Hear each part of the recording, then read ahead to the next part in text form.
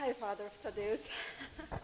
I am so interested to know about your personal journey. How did you come to faith, and how God decided to use you, and how did you say yes to such a ministry, to such a calling, to lead the nation to God? Well, thank you for the question, Lucina Chan. When I was born and raised in Armenia. When I was born, it was still Soviet Union in Armenia. There wasn't much connection in Armenia with the church. There wasn't much spirituality. There was no the faith and religious gatherings, and religion was not encouraged in Soviet Union. But my family always kept the faith alive, and especially my grandfather, who would pray every morning and every evening. So I grew up with that prayer. I grew up listening to his prayer. In 1991, Soviet Union collapsed, and then the church started to reopening little by little. Organizations supported by the church starting to work again. And in 1996, I believe, first Sunday schools opened in the city of Echmiadzin. That's where I was born. That's where I grew up. That's the center of the Armenian Church. And Echmiadzin is like a Vatican of the Armenian Church. That's where the Catholicos is. That's the center of our church.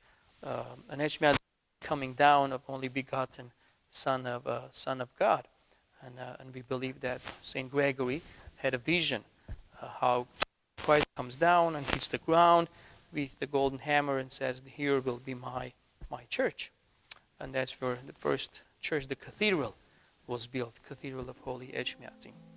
So I grew up in that village. I grew up in the city, and in one of the parts of the city. And in 1996 or 7, my mother encouraged me to go to Sunday school, and I was little, so she took me to Sunday school, and I started going. And then the Sunday school director encouraged that I start serving on the altar as an altar boy at St. Ripsime Armenian Church. That's the first church that is you enter the city of Echmiadzin. That's the church that you will see. It's a beautiful and magnificent, beautiful church. So I started serving as an altar boy in that church, and that kind of shaped my view and vision, and made my faith even stronger, and my desire to become a servant of God. So in 2000, and when I graduated from high school, and I applied to go to seminary, and I was accepted to the seminary after it was a very competitive process to be accepted to the seminary. There were about 120 applicants, and only, I believe, 36 were accepted to the seminary to study at the seminary. So I studied for 6 years and graduated from seminary, worked at the ecumenical office of Holy Echmiadzin, became a military chaplain, Air Force chaplain in Armenia, served as an Air Force chaplain too. And then as I was a deacon and doing all my service, I had an option and choice, as we all do in the Armenian Church. When you're a deacon, you make that choice. You become a celibate priest or become a married priest. So I chose to become an Armenian, to become a married priest. I met my wife and got married in 2008, and I was ordained in 2009, and served in one of the parts and dioceses of Armenia.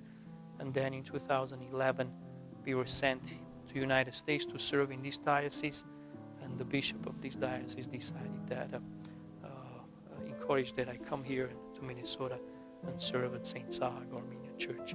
This church is relatively new.